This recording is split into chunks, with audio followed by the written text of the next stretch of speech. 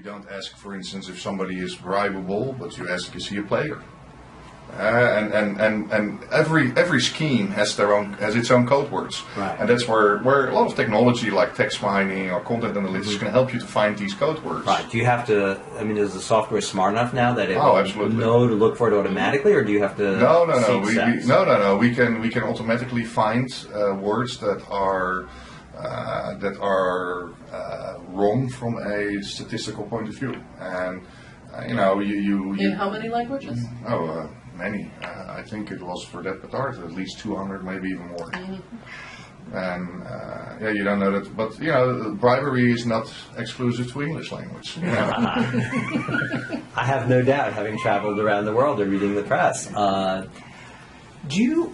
of my other interests, and I'm not sure that this is so relevant for e-discovery, but as companies have these tools and they're collecting more of the data, do you see opportunities where they can mine that data for business purposes? So this is all about risk prevention. That's what they all do. They already are mining the data, and then we have to tell them, well, you know that the marketing data you're mining, it's a huge violation of privacy rules, right. The Data Protection Act, and then we actually show them how we can recognize those records in that data where there is a particular risk. So we can find files with unmatched credit card numbers. So like in Europe it might be even phone numbers, I know, can be sensitive in Europe. Email addresses. Or social security numbers or whatever they call them in Europe. And it can be addresses, personal addresses, or it can just be like a misplaced medical file, which is a violation of data protection both in the US and in Europe.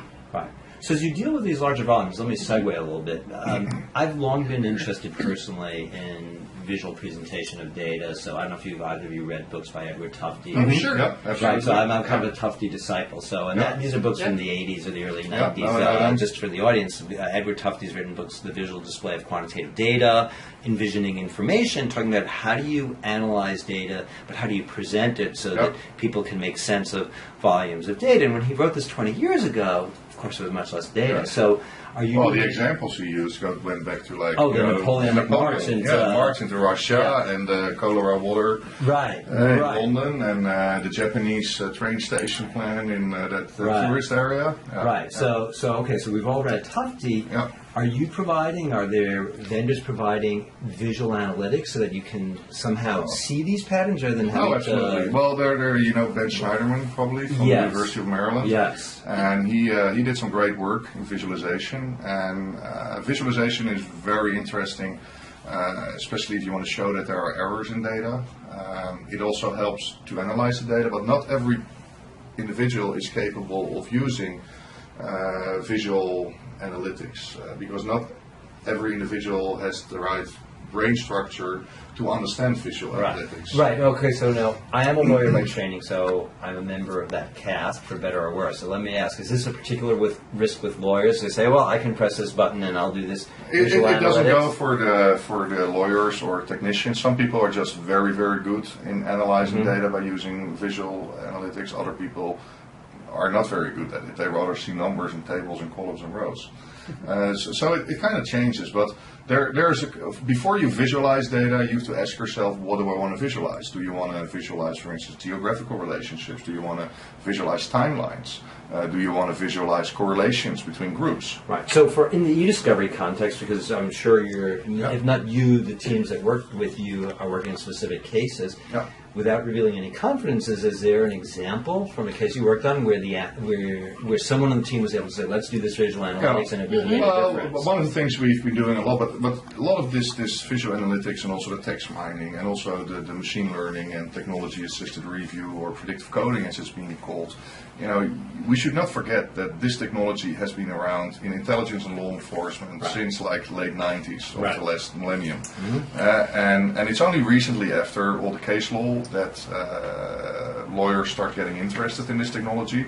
But we have a lot of law enforcement clients, and the first thing they do when they get a large email collection is to analyze the relationships, who's sending email to who. And then there's a lot of graphical tools that you can use to see who emailed who, how many times. And you can also do something where you're going to calculate certain mathematical properties of these collections, because you can see an email collection of people mailing to each other as a matrix you may remember from mathematics. Linear algebra. Linear algebra, you have a matrix with columns and rows, and there's a lot of redundancy. Now, what you can calculate from a matrix is something that you may remember terrorized you when you were younger, is an eigenvector or an eigenmatrix. Yes, the null value. There you go. And then the eigenvector and the eigenmatrix is much smaller, but it keeps all of the essentials of the entire transformation. Now, what you see these days, if you calculate, for instance, the eigenvalue modularity of such a network, you have the network of the main criminals or the main custodians or the guys who take the risk. Are you saying, when you say the main criminals, are you talking about the main players in a collection? The main players, yeah, the guys that, or the people that take the initiative, and the people that are driving everything, and this is of course something that you can very nicely visualize. Now, is that true in any collection, or are there parameters you have to set? Meaning, how much do you have to know, and how much does the software? The collection has to be a good representation of all of the communication, and then it's very easy to take out the leaders and the followers. So we did this in the Enron email collection, just as a case study. And it's very interesting what comes out. Now, but is there the opposite true, where sometimes you look where there's just one or two emails, and people who normally wouldn't communicate with each other, are there visuals or tools to find that and say, well, this might, this is not just a lunch date. Yeah, this is well, then you're not going to ominous. look at modularity, then you're going to look at other mathematical values. But a lot of this science was already covered in the 70s, social network analysis. Right.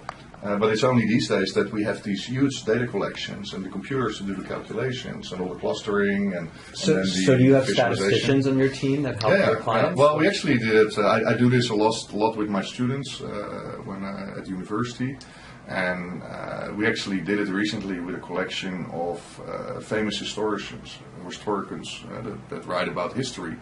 And then we actually showed that there was like this shift in the whole industry, starting with historians writing on their own to like people becoming part of a certain school. So you can see, and we saw the development of the schools, and we saw that people used history to as a political tool to start writing about emancipation or about liberal parts. Wow. And so you can also do this on legal files.